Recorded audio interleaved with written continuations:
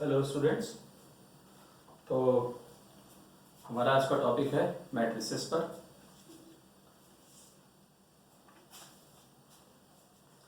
तो मैट्रिसेस की शुरुआत की जाए। तो वीडियो स्टार्ट करने से पहले तो ज़रूरी बातें बतानी थी आपको कि वीडियोस आपको व्यूज़ में भी क्लियरली नज़र आएँ और साउंड भी आपको क्लियरली सुनाई पड़े। इसके लिए अगर आपके पास लैपटॉप हो तो ये वीडियोस को आप लैपटॉप पे देखा करें, और अगर आपके पास लैपटॉप नहीं है और अगर आप इनको मोबाइल पर देख रहे हैं तो मोबाइल की स्क्रीन को ऑटो रोटेट ऑप्शन जो होता है, ऑटो रोटेट ऑप्शन से पहले लैंडस्केप या पोर्ट्रेट पे सेट करके देख लिया करें पहले कि वीडियो पूरी स्क्रीन पर फिट हो रहा हो, जिससे कि आपको व्यू पूरी स्क्रीन पर नज़र आए अच्छे से। और दूसरा, आप ईयर प्लग्स का यूज़ करें जिससे कि साउंड भी आपको क्लियरली सुनाई पड़े।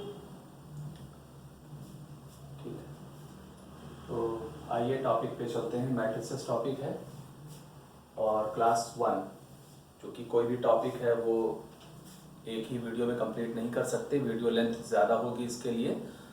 तो इस तरह से क्लास 1, क्लास 2, क्लास 3 करके वीडियोस आपको सेंड किए जा रहे हैं। तो आइए समझते हैं मैट्रिसेस क्या है।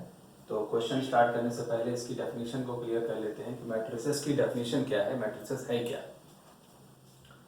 तो वैसे अगर सिंपली समझा जाए तो इस तरह से स्क्वायर ब्रैकेट बोलते हैं जिसे, इस तरह के बड़े स्क्वायर ब्रैकेट में अगर हम कुछ नंबरों को अरेंज करके रखते हैं, जैसे ये कुछ नंबर अरेंज करके रख दिए, तो इस तरह से जब नंबरों को हम अरेंज करके स्क्वायर ब्रैकेट में रख देते हैं तो ये अरेंजमेंट ही मैट्रिक्स है, ये अरेंजमेंट ही मैट्रिक्स है।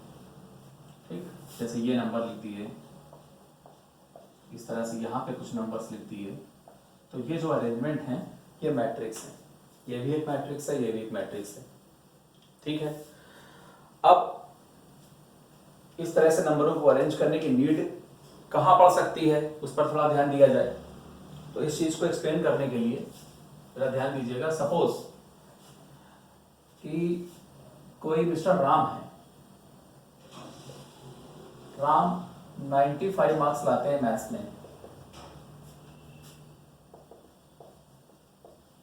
ठीक, और 80 मार्क्स लाते हैं फिजिक्स में।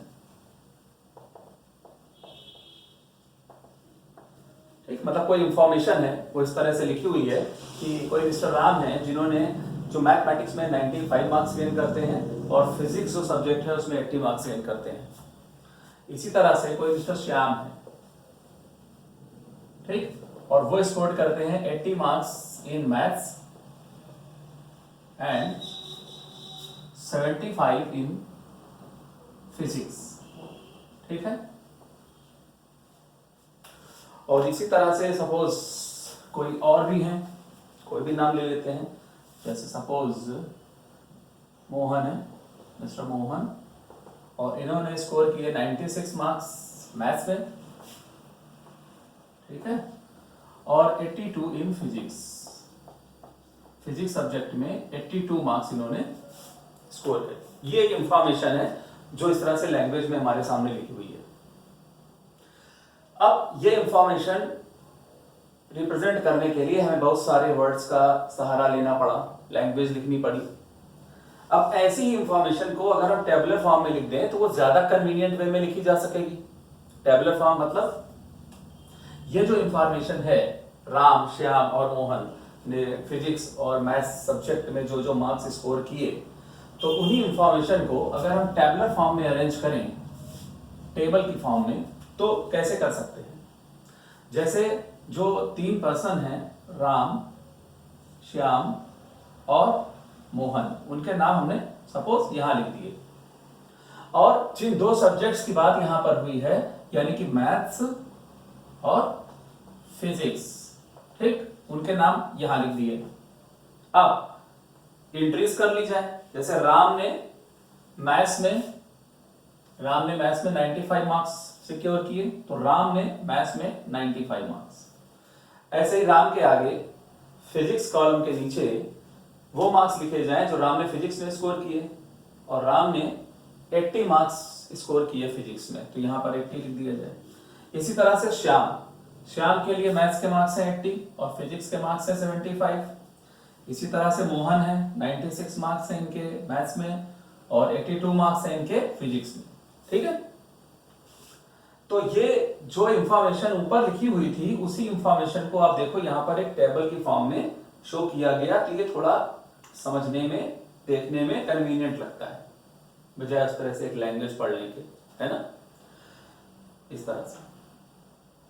और अगर इसी इंफॉर्मेशन को अब टेबुलर फॉर्म के बाद हम एक काम करें कि केवल जो न्यूमेरिक वैल्यू है केवल वो न्यूमेरिक वैल्यू ही लिख दें, 95, 80, फिर 80, 75, इसके बाद 96 और 82।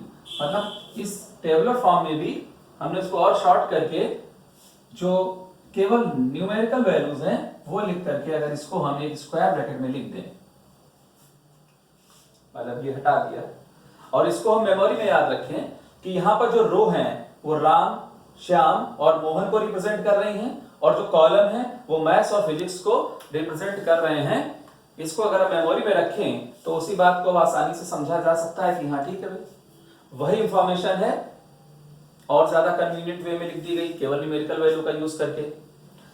तो ये है मैट्रिक्स रिप्रेजेंटेशन।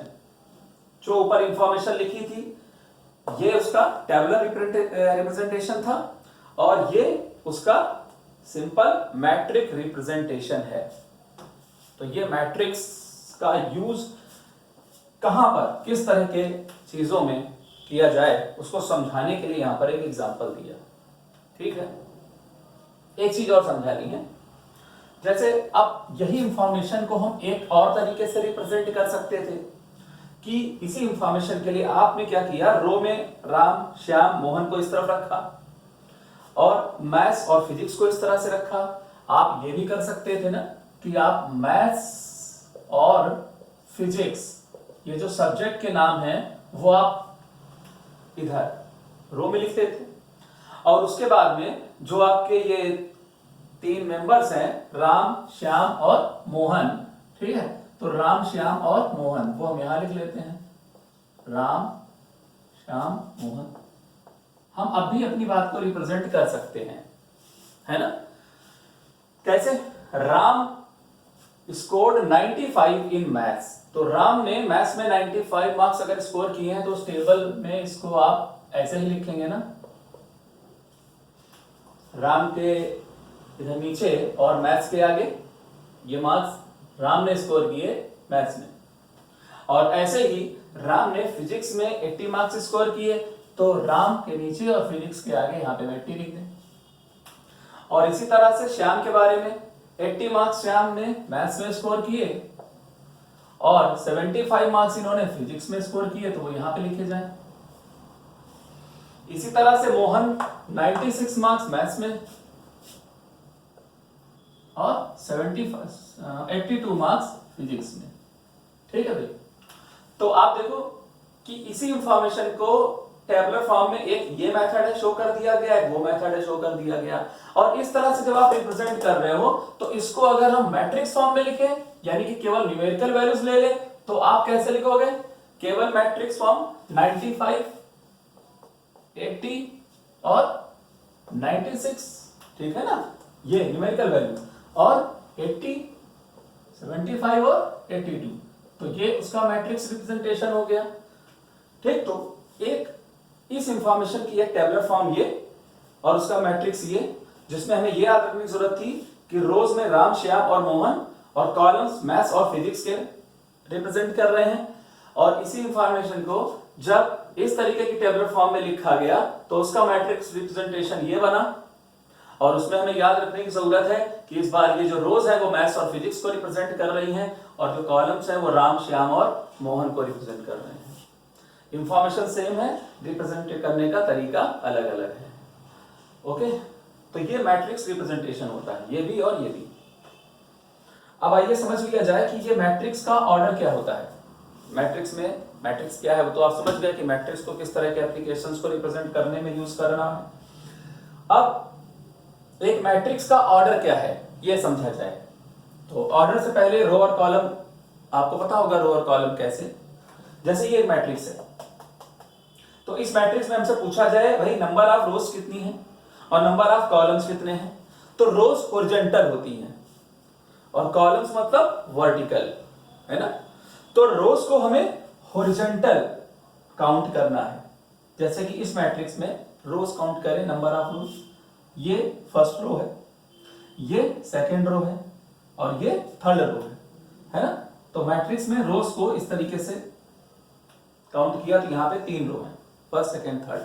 कॉलम को काउंट करिए, ये पहला कॉलम है और ये दूसरा कॉलम है, ठीक है ना। कॉलम्स को ऐसे वर्टिकली काउंट करना है आपको, तो ये पहला कॉलम है, ये दूसरा। तो इस मैट्रिक्स में नंबर ऑफ रोज 3 है और नंबर ऑफ कॉलम्स 2 है, 3 रो 2 कॉलम। तो ऐसे में हम कहेंगे कि जो मैट्रिक्स है इसका जो ऑर्डर है वो 3/2 है। यहां थोड़ा आपको दिखाई दे इसलिए लिख देता हूं ऐसे ही, ऑर्डर इज 3/2। ये जो मैट्रिक्स है इसका ऑर्डर 3/2 कहलाएगा। मतलब किसी मैट्रिक्स के ऑर्डर का मतलब है, आप ये देखो नंबर ऑफ रोज कितनी है वो लिखो, इसके बाद नंबर ऑफ कॉलम्स कितने हैं ये लिखो। पहले नंबर ऑफ रोज लिखा जाएगा फिर नंबर ऑफ कॉलम्स, 3/2। ऐसे ही अगर हम कहें ये वाली मैट्रिक्स है, इसका ऑर्डर बताइए क्या होगा, तो यहां पर आप नंबर ऑफ रोज ऐसे काउंट करोगे तो नंबर ऑफ रोज 2 आएंगी, है ना, 2 रो है, और कॉलम 1 2 3, यानी नंबर ऑफ कॉलम कितने हो गए 3। तो इस मैट्रिक्स का ऑर्डर क्या हो गया भाई, इस मैट्रिक्स का ऑर्डर हो गया आपका 2/3, मतलब नंबर ऑफ रोज 2 है और नंबर ऑफ कॉलम्स 3 है। तो ये किसी मैट्रिक्स के ऑर्डर को पहचानना कैसे है, ठीक। इतना क्लियर हो गया आपको। इस टॉपिक में बताया कि मैट्रिक्स का यूज क्या है और दूसरा मैट्रिक्स का ऑर्डर कैसे फाइंड करते हैं। चलिए आगे देखते हैं।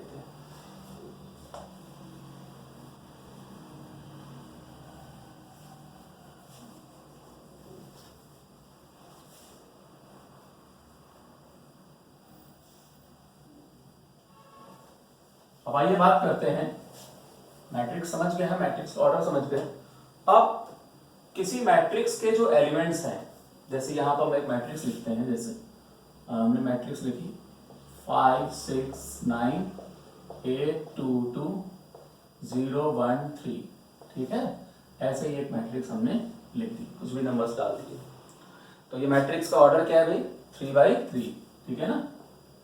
नंबर ऑफ रोज भी 3 है और नंबर ऑफ कॉलम्स भी 3 है, 3/3, ठीक। तो इस मैट्रिक्स में एलिमेंट्स कितने हैं, 9 एलिमेंट्स है ना, 1 2 3 4 5 6 7 8 9, नंबर्स की काउंटिंग कितनी है 9 है। यह हम आसानी से कर पाए, है ना, क्योंकि नंबर हमको दिख रहे हैं। लेकिन ये बात बोली इसलिए कि आपको ये बात ध्यान रखनी है कि अगर किसी मैट्रिक्स का ऑर्डर हमें पता है, मतलब उसमें नंबर ऑफ रोज कितनी है, नंबर ऑफ कॉलम्स कितने हैं, और हमसे कहा जाए उस मैट्रिक्स में नंबर ऑफ एलिमेंट्स कितने होंगे, तो आप दोनों का मल्टीप्लाई बोल दोगे, सिंपल। 3/3 का ऑर्डर है, इसीलिए इसमें नंबर ऑफ एलिमेंट 3 3 9 एलिमेंट्स है इस मैट्रिक्स में, है ना। आप कहोगे बहुत आसान चीज बता रहे हैं, इसमें कौन सी बड़ी बात है। कभी कभी स्टूडेंट कंफ्यूज हो जाता है। अब एग्जाम में अगर इसी बात को जनरल लैंग्वेज में बोल देता है कि अगर एक मैट्रिक्स है उसका ऑर्डर m है, m/n है, अगर एक मैट्रिक्स है उसका ऑर्डर m/n है, मतलब उसमें नंबर ऑफ रोज को उसने बोल दिया m, नंबर ऑफ कॉलम्स को बोल दिया उसने n, तो ऑर्डर हो गया m/n। तो अगर नंबर ऑफ रोज m है और नंबर ऑफ कॉलम्स n है, तो नंबर ऑफ एलिमेंट्स कितने होंगे, तो आप m और n का मल्टीप्लाई करके उसको m/n बोलोगे, कि number of element should be, number of elements will be m/n, ठीक है। अब बात करें, जरा ध्यान दीजिएगा कि ये एलिमेंट्स हैं, है ना। इन एलिमेंट्स की पोजीशन के अकॉर्डिंग उनको हम रिप्रेजेंट कैसे कर सकते हैं। जैसे कि ये एलिमेंट है, अगर हम कहें इस एलिमेंट को आप क्या नाम दोगे, तो इस एलिमेंट की पोजीशन को देखो आप। इस एलिमेंट की पोजीशन का मतलब है ये किस रो में है और किस कॉलम में है।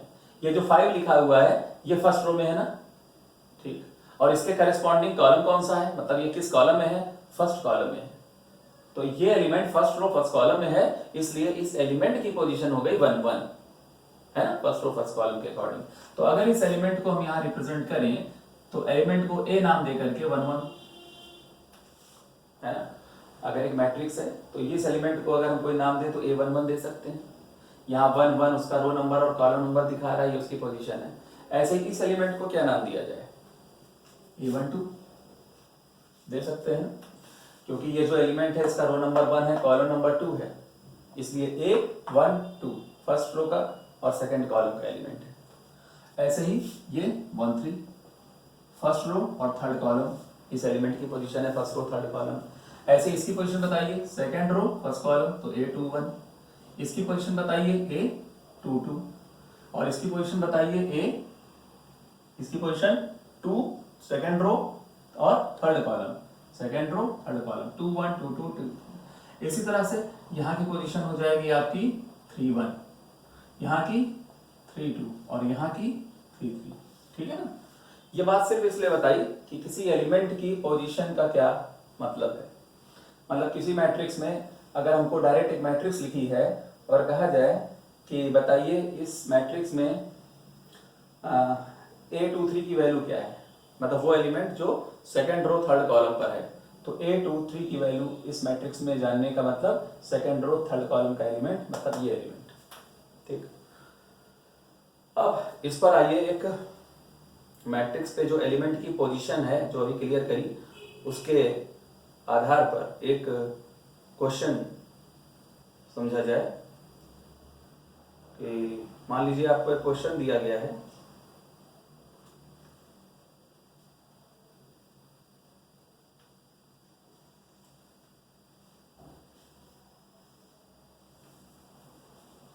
आइए क्वेश्चन सॉल्व करते हैं। तो कह रहा है construct a matrix,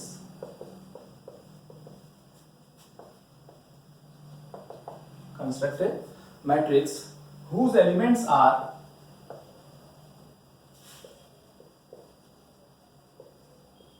given by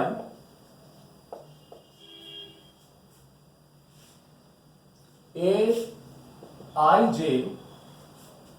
equal to 1/2 I minus 3j। ये एक फॉर्मूला लिखा हुआ है और क्वेश्चन है कि कंस्ट्रक्ट अ मैट्रिक्स, आपको एक मैट्रिक्स कंस्ट्रक्ट करनी है। उन्होंने नहीं बताया, ठीक है, कि एलिमेंट्स क्या है उसके, और एक चीज यहाँ पर और है, कंस्ट्रक्ट अ 3/2 मैट्रिक्स, मतलब जो मैट्रिक्स हमें बनानी है उसका ऑर्डर दे रखा है 3/2। तो क्वेश्चन का सोल्यूशन देखेंगे, हमें एक मैट्रिक्स फाइंड करनी है, हमने उस मैट्रिक्स को कोई नाम दे दिया, सपोज ए नाम दे दिया। अब हमको पता है कि उस मैट्रिक्स का ऑर्डर इन्होंने दे रखा है 3/2, ये ऑर्डर पहले से दे रखा है क्वेश्चन में, मतलब वो बताना चाहते हैं कि नंबर ऑफ रोज उस मैट्रिक्स में 3 होंगी और नंबर ऑफ कॉलम्स 2 होंगे। ठीक, तो टोटल एलिमेंट्स कितने होंगे फिर 3 × 2 यानी कि 6, इस मैट्रिक्स में 6 एलिमेंट्स होंगे। ओके, अब अगर 3/2 की मैट्रिक्स है, मतलब 3 रो 2 कॉलम लेने हैं, तो आपको अभी हमने पोजीशन बताई थी कि किसी एलिमेंट की पोजीशन कैसे, पोजीशन के हिसाब से उसका नाम क्या होना चाहिए। तो अगर एक 3/2 की मैट्रिक्स है तो उसमें रो 3 होंगी और कॉलम 2 होंगे ना, तो एलिमेंट्स मतलब इस तरह से ये 6 प्लेसेस पे एलिमेंट रखे जाएंगे, तभी यहाँ पे रोज 3 आएंगी और कॉलम्स 2 आएंगे। अब जो एलिमेंट यहाँ होगा उसकी पोजीशन आप बोलोगे 1 1, क्योंकि फर्स्ट रो फर्स्ट कॉलम। यहाँ जो एलिमेंट होगा उसकी पोजीशन बोलेंगे हम फर्स्ट रो सेकंड कॉलम, मतलब A12। ऐसे जो एलिमेंट यहाँ पर है उसको 2 1, जो एलिमेंट यहाँ है उसे 2 2, ऐसे जो एलिमेंट यहाँ पर है उसे 3 1 और जो एलिमेंट यहाँ पर है उसे 3 2, यही नाम देंगे ना। अभी पिछले क्वेश्चन में बात हुई कैसे एलिमेंट्स को रिप्रेजेंट करना है।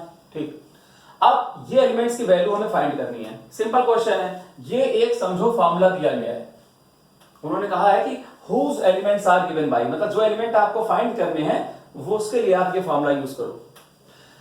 Aij इक्वल टू 1/2 और I माइनस 3j, ये एक फॉर्मूला है जो आपको यूज करके, है ना, निकालना है।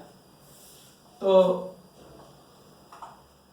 A11 की वैल्यू फाइंड करनी है आपको इस फॉर्मूले से, A11 की, तो फॉर्मूले से कंपेयर करो, I की वैल्यू 1 और J की वैल्यू 1 लेकर के अगर हम चलते हैं, ठीक, तो I की वैल्यू 1 और J की वैल्यू 1, तो ये रिजल्ट आया 1 - 3 यानी कि -2 और -2/2 यानी कि आ गया -1। ठीक है, तो इसकी वैल्यू हो गई -1।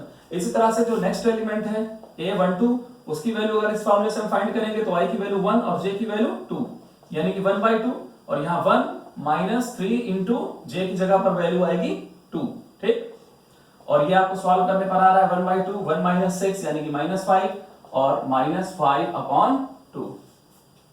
सिमिलरली इसी तरह से अगर ये एलिमेंट आपको फाइंड करना हुआ तो आप कैसे करोगे, i की जगह पर 2 लेके चलिए, j की जगह 1 और कैलकुलेट कर लीजिए। इस तरह से बाकी के एलिमेंट्स भी आप आसानी से फाइंड कर सकते हो और फाइंड करने के बाद जिस एलिमेंट की जो वैल्यू आई है वो उसकी जगह पर आप पुट कर दो, ये आपकी मैट्रिक्स कंस्ट्रक्ट हो गई। तो सिंपल क्वेश्चन था, सिर्फ एलिमेंट की पोजीशन बताने के लिए इस क्वेश्चन को लिया हमने। तो अब यहां पर आकर के हमारा नेक्स्ट टॉपिक होगा टाइप्स ऑफ मैट्रिसेस, कि मैट्रिसेस में कई तरह की टाइप्स होती हैं, उनको हमें समझना है अपने नेक्स्ट वीडियो में क्लास 2 में। ओके, यहां तक क्लियर? Thank you.